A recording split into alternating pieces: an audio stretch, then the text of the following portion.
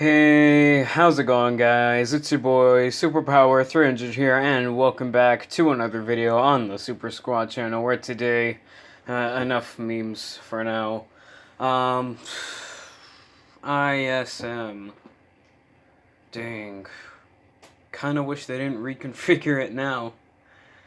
Alright, well, I mean, it's the same thing, but I mean, restarts and stuff that would have happened probably would have been a little bit different. But, you know what?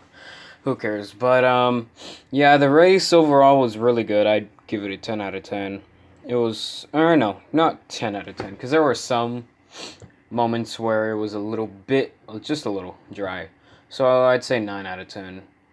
But I mean, it was a really good race. Kevin Harvick started on pole, Chase Elliott second, Stenhouse somehow third, Blaney fifth, and Bowman, or not Blaney fifth, Blaney fourth, and Bowman. Wait, Blaney fourth, and Bowman fifth. Okay, that took way too long, and I can't really keep my train of thought. But the race started, and Kevin Harvick was able to keep the lead for basically almost the whole stage, and then with 2 to go, Kevin Harvick gets a flat tire, and well, Chase Elliott was already really fast and gaining on him, but then this just helped it overall. Chase Elliott was able to pass Harvick after Harvick blew the tire, and Chase was able to win stage 1. I don't think there were any cautions in stage 1 other than the stage 2.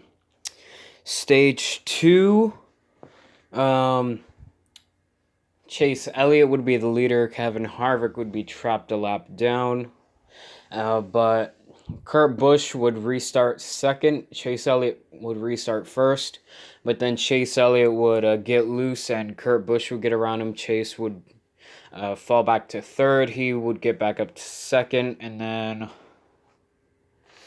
I can't really even remember who won stage 2, to be honest. Dang, who was it? But anyway, something happened with Kurt Busch. There was like a caution for the 97. No, that was later in the race, but there was a caution for Clint Boyer. Clint Boyer wrecked. His championship hopes were done. And then Kurt Busch was caught passing the pace car. And he was pretty mad about that. And then he would have to restart in the back, got a penalty, got 1 lap down, and then I think Harvick was back on the lead lap. Something like that. They kept on trading between being a lap down or not in stage 2 or whatever. I don't really remember. But then, what do you call it? Dang. Like, some parts of the race were forgettable, but like other parts, like, you can remember them clear as day.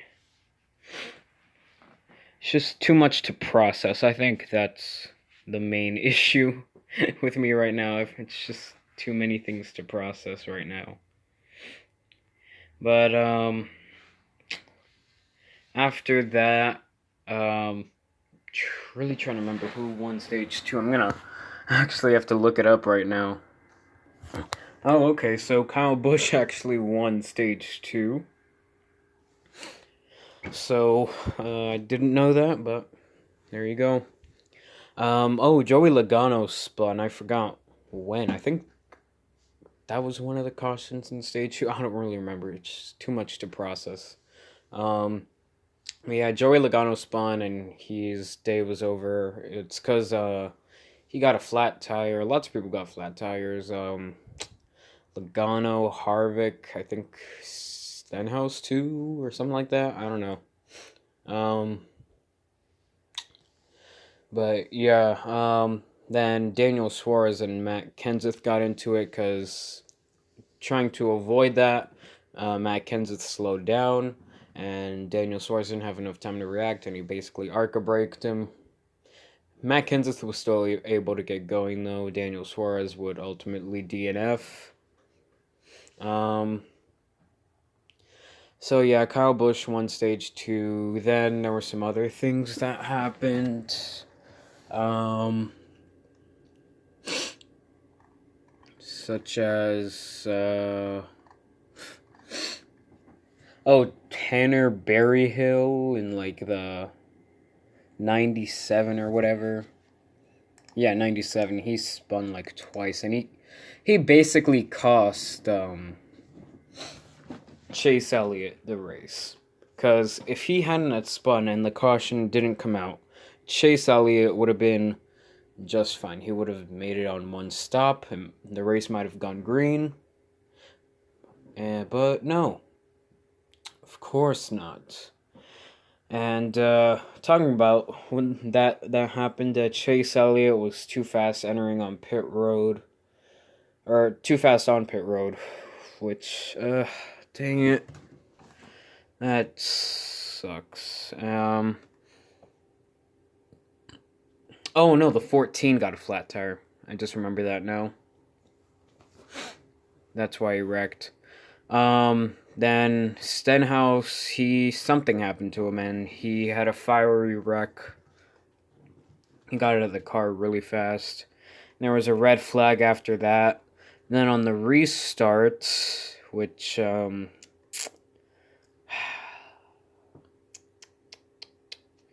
the restart that decided who would be in the final four, basically, because there was no chance of Amarola doing anything.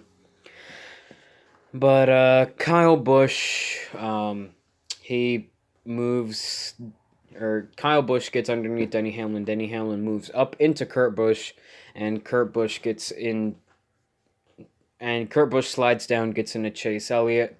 Kurt Busch's day was done, so was Denny Hamlin's, but Chase Elliott was able to get some repairs on pit road, and he would keep racing to see just in case if Kevin Harvick wrecked, he could get in.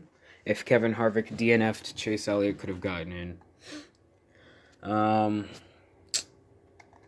mean, after that, Kyle Larson had a loose wheel.